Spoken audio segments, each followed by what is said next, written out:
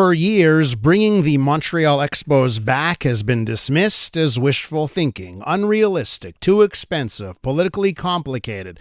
But the push hasn't gone away. In fact, it's picking up steam. 5 months ago, the man leading the latest effort, a campaign he calls Project Peanut, joined us in studio to lay out his vision to return Major League Baseball to Montreal. Since then, he has been building momentum, making his pitch, and trying to turn nostalgia into something tangible. But the criticism has not gone away, and some have taken issue with not necessarily the goal, but the way he's leading those efforts. He's back this morning with an update on where things stand. Ashkan Karbasfrooshan is the founder of WatchMojo in this city, has built quite a business here that's known around the world. Ash, welcome back to our studios. Thank you very much for having me. Okay, so the first things first, I want to talk about the actual progress.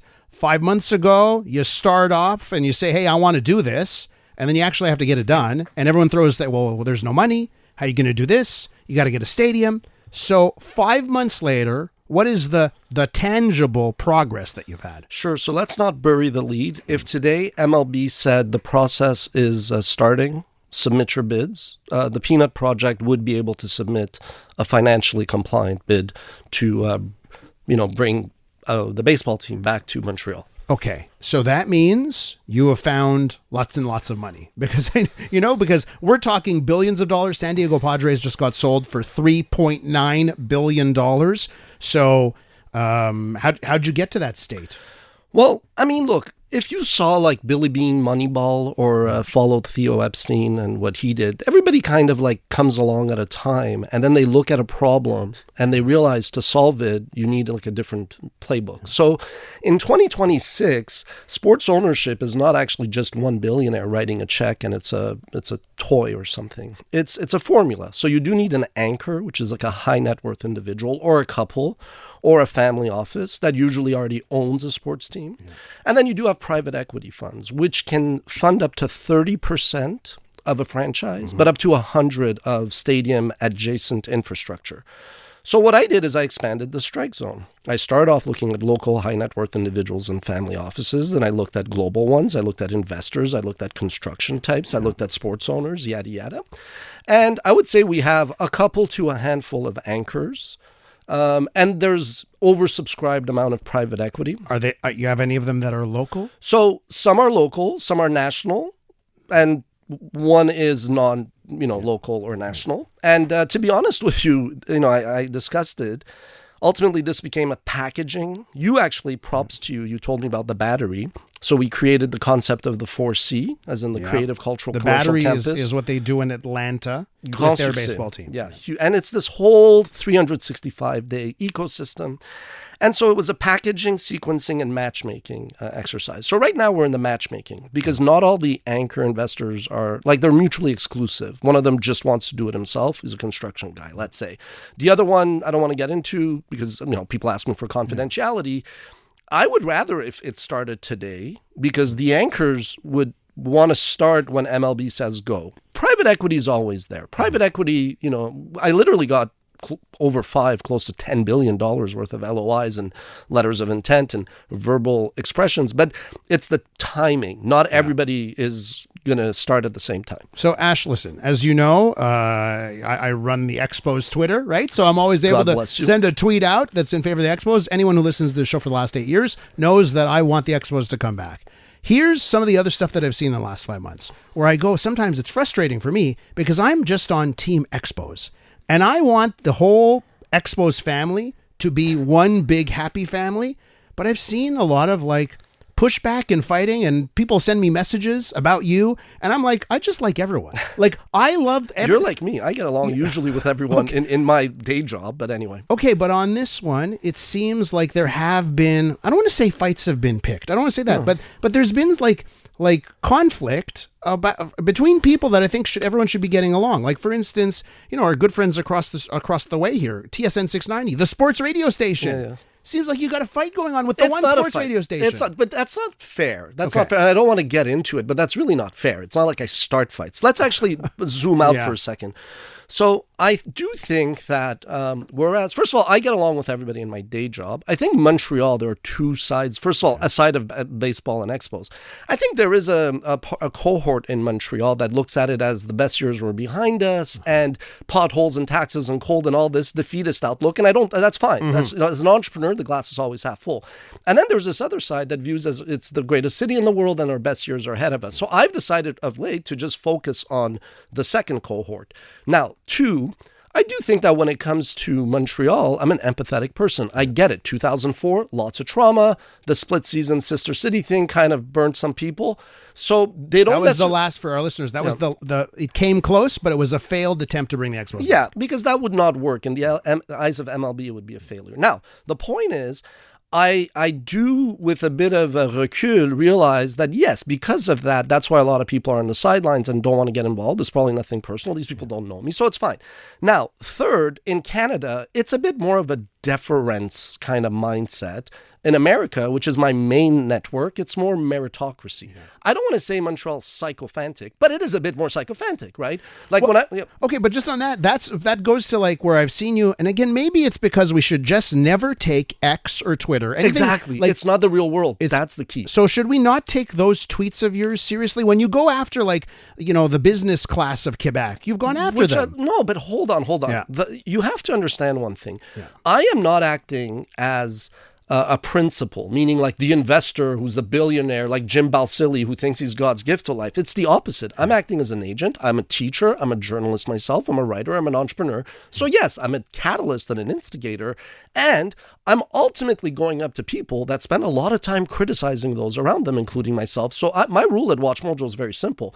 Anybody, an intern or a VP, anybody could come and criticize me. Say whatever you want, but at least give me the courtesy to counter. What I now do is I don't bother with the counters. I realize it doesn't make sense because it's not personal. They have their own baggage. They have their own trauma. And the reality is, with all due respect to every stakeholder in the city, they are neither the problem nor the solution. We needed ultimately an anchor investor, some, added strategic partners. We need a stadium. I've been, overall, I also think that, even in my other interest, which is what's going on in Iran, I sometimes take a step back because I go, these activists and advocates that are on X do not represent the real world. Yeah. So X is the asylum of the web. I go, if you want diplomatic cash, follow me on LinkedIn, where everything is great. But you got to let me release the crazy a little bit on X so that I could be, when I talk to But aren't MLB you worried insiders, that some people are taking it the wrong way? Like that? Who I'll tell you what, MLB, I don't want to speak on their behalf. Yeah. So this is more insiders, adjacent people. They love Montreal. They love the Expos. I would say proportionally, there's more interest and bullishness for the Expos south of the border than north of the border because of the trauma. So they just want somebody that speaks their language. And that's who, like, I went, it's like a player that plays in the Bundesliga. Like, I went to compete in America. So long story short, they love what I tell them. I speak to Earl Santee, who's like, built 30 stadiums. And he's like, this is incredible. He's like, you're a breath of fresh air. He has the ear of the commissioner. So when I say the people that matter, I'm not talking any disrespect to Quebec Inc. I love Quebec Inc. I have lunch with these people. They come to me for advice. I listen to, frankly, more TSN 690 than CJAD. No disrespect, because I'm a sports guy. Yeah. But what I realize is, I get it. Because I take what I do seriously, but I do have a sense of humor. Yeah, I might come across the wrong way, but at the end of the day, I'm the biggest supporter of Montreal. I'm the biggest supporter of the mayor. I'm the biggest supporter of you, the other people, everybody. So, but I've moved on. Basically. Okay. Do you need on that positivity and the good news? You sent out a press release last week, and that I noticed that's a difference because up until now it's been on social media, sending out tweets or posting on LinkedIn. Are you now pivoting here or not pivoting, but progressing to the point where you got to have press conferences? You got to send out press releases? Gotta or want to. That's okay. Yeah. So here's the thing. In my day job, you don't send out a press release saying you're going to do something. You do a press release when you accomplish something. So I purposely did not want to do the whole, this is a PR stunt. So I just said yes, because you know what? I wanted to compress the timeline. I learned so much by doing this. You shared the survey. You told me about the battery. Many other people send me. I have so much intelligence and insights into every other city. If I had any bad intentions, I could torpedo half the cities in the running because what you see is what you don't get. I'm just here boosting Montreal and boosting the Expos. But ultimately, I do have a responsibility to showcase Montreal in its best light to MLB, to the decision makers. But if somebody goes, well, Ash is very like transparent or he's very public, I'm like, do you want a team or not? Because in the end, it's not by, being uberly polite that we're going to get one. It's you have to be a bit of a go-getter. So listen, and again, because I work for the Expos, because I run that account now that's very popular. I talk to all types of people inside Major League Baseball, and I'll echo what they've said to me about that we are a target market total candidate, right? But I've also heard this over and over. Like, first rule about Fight Club, don't talk about Fight Club. Yeah. And some people would say, don't publicize this stuff. Work in the background, and you're being too vocal and you're being too open about your efforts, and Major League Baseball will take that the wrong way. So here's the thing. I actually don't have to be involved. I said that my commitment was to submit a bid, and if MLB, the fans and the investors do not want me, no ego, zero pride. You're welcome. I don't want anything. I'm glad I did this for the city. But two, Americans know better than anybody else that George Washington, as the revolutionary soldier, was a very different person than George Washington, the first president. So my goal when I started, and I don't want to get into somebody else that could have helped me in the beginning and didn't, and I'm not here to slander them. They made their choice. It's fine. To me, it's water under the bridge. If they would have done the right thing and connected me to MLB, I actually would have done reverse psychology. I would have said, I'm an entrepreneur. I have private equity. I'm looking at expansion, and not expansion in the MLB, like expanding the business. Yeah. I'm maybe going to consider sports assets, franchise or other adjacent assets, but I'm not sure about baseball. Like, is it an old man sport? Is it boring? And have them say, no, because they're basically drumming up support. You want them to sell to you. Yeah. But that's the way it works. Yeah. You do have to be. Anyway, but so I do think there's a difference between what they don't want is the MLB screwed us, they owe us. That I go, don't do. Even when some of our community, they go out and they're like, MLB has to fix it, I DM them. I go, I'm not going to censor you, but I'm like, please don't say that. Let's, if anything, show MLB that the experience they had in the past is not representative of the future. And they do want to come back. And I know from a lot of people, I'm obviously not going to say the details, but they would love to have somebody that speaks their language. They want three things: the right investor or investor group, two, a new stadium, and third is the market, but they're sold on the market. Montreal is heads and shoulders a stronger market than any of them on many levels: demographics, geography, French, international. Then WatchMojo brings, certain reach and certain media. Yeah. No, and the list can go on and on. All right, we're continuing here with Ashkan Karbasfrooshan. He is the founder of WatchMojo, one of the most subscribed to channels on YouTube, right, of all time, right? You're right up there, aren't you? Yeah, for sure. In terms of watch time, we're up there. I mean, since then, there's like musicians and celebrities that have more, but up there. I mean, we have 50 million subscribers. And so you've built a real business in this city. I'm going to ask you one question that comes from the text line, right? Sure. There's a listener named Anna. She goes, hey, Ash is not a baseball person, and he's not a Montreal person. Yeah, okay, so I've been here since 1984. Je suis parfaitement bilingue. I'm a proud Montrealer. I mean, so no, I'm definitely a Montrealer. That's a bit mean. Baseball person. So, I mean, I was a soccer player. I played baseball, but I was also a host on, at the time, Team 990. And I had season tickets. And I tried in 2004 to do, I was a nobody then. I mean, nobody now. I'm a bigger nobody then. But I did try to do this. The only difference is really not that I'm special. It's the economics of baseball have changed. Have they ever? Yeah. And I have a network now, and I have time, and it's something I'm doing. It's like a civic purpose. So I want to get to the political aspect. How rude, Anna. No, no, seriously. I'm kidding. But I think it's a good question, because I think some people are asking questions about you. So I want to ask about the political side of things, okay? And I think if you're going to get off the ground here in this city with a bid, you need City of Montreal, Mayor of Montreal, of course, behind the effort, supporting the effort. And listen, and again, we talked about Twitter before. You have taken to Twitter over the last little while to say, hey, Mayor, where are you? We need your help. Yeah. So what's happening on that front? But again, you focus on the 1% that is like that, and I want to touch on it. So first of all, there is an article that I posted on X in the articles tab. It's called From Improbable to Inevitable, It Takes a Village, a behind-the-scenes update.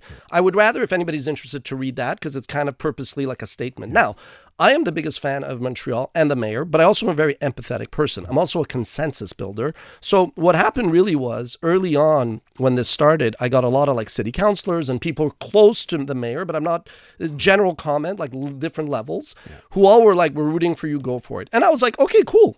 That's all I need for the time being.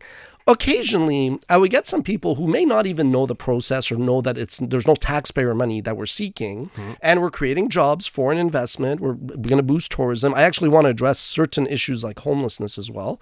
I'm also like a big I give back to the community. Donations, teach at McGill. I don't do it for money. And so that's the way I think. And so I was just at certain moments when either fans or, let's say, an investor would be like, oh, by the way, as part of our due diligence, there were moments when I was like, why am I not getting even a sign of life anymore? And I'm human. Well, so in the last couple of weeks, right, we had the mayor of Vancouver. Exactly. Yeah. He came out and said, hey, we want to be a major league city. We're looking for people. And I would never do this. I've actually had people from Vancouver be like, why don't you just come here because we would welcome you. And when I was in Miami, like major investors, billionaires there, I was there for the Bloomberg. They were like, if you were here, you would crush it because we need a guy with your energy that gets sports business, can tell a story. But I was like, no, I'm a Montrealer, justement. Now, here's what happened. I was just eventually 99% super supportive, and we want our mayor to be successful. I do think if we pull this off, she gets all the credit. If it doesn't work, I'll take all the blame. But she would go down as one of the greatest mayors in our history because this would change the trajectory. So all I wanted, because I make representations to investors, is not to lie, but also not to be silent. So at some points, I was like, all we want is a sign. But I understand. Mayor Kader was a bit too vocal. And this is speaking to former people who've coached me, showed me the way. I'm a student. I go and I learn. So they've said, look, Mayor Kader, his intentions were good, but he was so vocal and positive that it set a bar that was too high. And even I myself, I'm as a citizen, no taxpayer money. And even sometimes I'd be like, well, why don't we address homelessness? Why don't we address other stuff? So a mayor cannot lean in too much. Even Mayor Plante was, despite the knock that she only cared about bikes, and I get the frustration of some people, she was also apparently in favor of it. But when you're in politics, I'm not speaking about our current mayor, but in general, America, everywhere, Moldova, you need buffers, you need filters. If you come out too soon. So all I wanted from them was just, hey, if the Peanut Project submits and presents what is ultimately a plan that requires no taxpayer funding and includes not just a stadium, but a broader sustainable ecosystem, museum, school, many other things, housing, aligned with the city's social priorities, would the city be open to reviewing it favorably and engaging constructively? They could privately just give me a thumbs up. And by the way, this past few days, I've received signs. So that's why I tell the crowd, I go, please do not start anything. If I have that, then I can continue with MLB and I could continue with investors without hounding them until I'm like, hey, whenever you're ready. When we started off this interview, you said, listen, if the baseball opened up the expansion process today, we'd be ready with the bid. That to me also means that you know where the stadium's going to go. You know what type of stadium you're going to build. So to wrap up here, it seems to me if you want a baseball team, you need a new baseball stadium. You do. And so, MLB is not, okay. So my style is very different. I don't think I'm the opposite of the Jim Balsillie.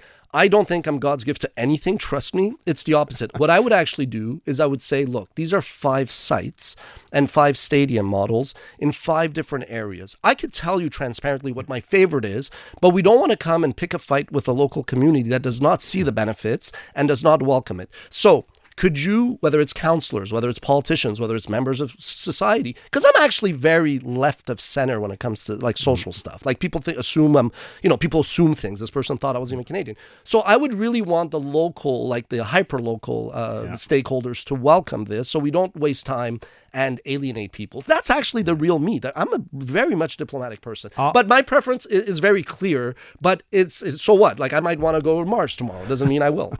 I'll direct our listeners to check you out on X and on LinkedIn, and maybe not take everything that you tweet about too seriously. Is that what you're telling us? Sure. I mean, again, I think there's one of my inspiration ultimately is Cyrus the Great, who's the greatest diplomat, but also Chris Rock. So take things with a grain of salt. There's a little bit of humor in what I do, just to keep my sanity. Obviously, anyone who listens to this show knows I just want the Expos back, so I will support anyone who's up for the task. Ashkan, thanks for coming in. Thank you. Ashkan Karbasfrooshan is founder of WatchMojo and the lead behind Project Peanut.